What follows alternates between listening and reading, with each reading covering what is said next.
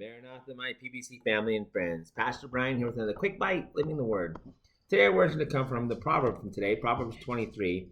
And just something that stood out to me this morning when I was reading it. And just kind of because I deal with this a lot, and a lot of times I get to meet with people and talk to them and stuff like this.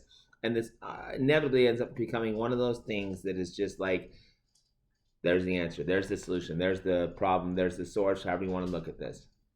And so I want to read to a verse, and I want you to listen to what it has to say here, and listen to what it really is. It's laid out in questions, but what it actually has to say here is very impactful when you think about it, right? And what I mean by that is this, is the warning that we're really about to run into this morning. So what it says here is, it says in verse 29 of Proverbs 23, it says, "Who hath woe? Who hath sorrow? Who hath contentions? Who hath babbling? Who hath wounds without cause, and who hath redness of eyes?" Boy, that sounds like the life I want to live. How about you?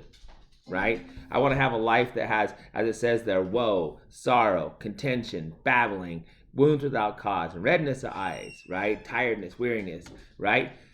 That sounds like, oh, sign me up. Excuse me.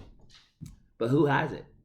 Well, I'm not going to say this can't happen to anybody in anybody's life and for any reason or any time, but those who, if you actually look at and start examining what he's about to say here, there's a truth to what he's saying. Well, actually, there is an absolute truth to what he's saying, but just listen to who actually he's talking about. Who hath woe, who hath sorrow, who hath contentions, who hath babbling, who hath wounds without cause, and who hath redness of eyes. They that tarry long at the wine, they that go to seek mixed wine. You know, it's funny because as I was thinking about this and I ran into this morning, I was reading this, and all of a sudden my BC days, my before Christ days, jumped into my mind. And I have to say, even though there were times when people probably would have said I was good, I was doing well, I was doing, he's making his way, blah, blah, blah. I always had woe, I always had sorrow, I always had contentions, right? I was a babbler. All right, meaning I just kind of blah, blah, blah, on and on with people, right? Wounds without cause and redness of eyes, tired, weary, worn out. Why? Well, because I was wrapped up in the deceit of alcohol and what alcohol can do to us. So I just, and obviously nowadays we don't even just speak about alcohol. We speak about alcohol and drugs, the pharmakia, as we learn in the New Testament, right? The warning against that kind of witchcraft, just the how hard these things can be. And really, when we look at your life, if this is the life you want, you're like, I want a life of woe, I want a life of strife, I want a life of sorrow, contentions, babblings, wounds without cause, and weariness and redness of eyes.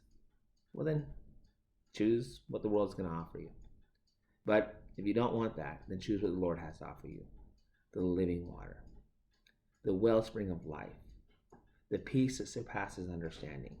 Choose to walk in his way and in his will, and we'll avoid these things. So I encourage you all, as always, remember that I love you, we love you, God loves you, and God's got this.